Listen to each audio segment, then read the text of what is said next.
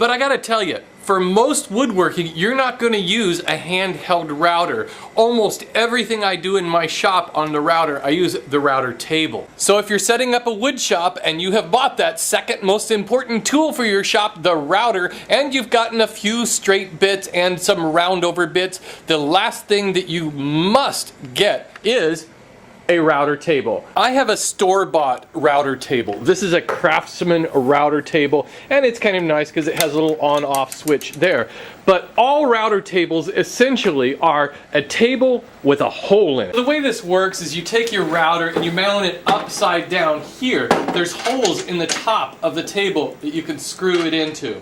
And there's the router mounted up underneath there, and I've got it plugged into this box, and the box is plugged into the wall, so I can start the router just by pushing this button. And my router comes with this fence that just screws down and it slides back and forth. So whatever kind of router table you get, it will come with a fence, and if you make one, you have to have the fence. And when I've put a router bit in there, it comes with these little plates that hook down in there just to create a smaller hole so that your workpiece, might not possibly fall in there. My shop vac just fits into the back of this fence so that when I'm routing, most of the wood chips actually just get sucked right into it.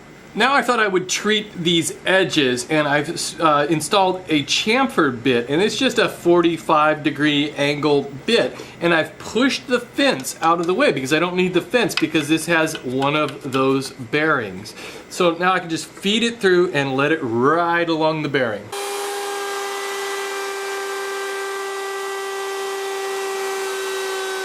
Alright, so that gives you an idea of how to use the fence and how to use a bit with a bearing to create that chamfered edge.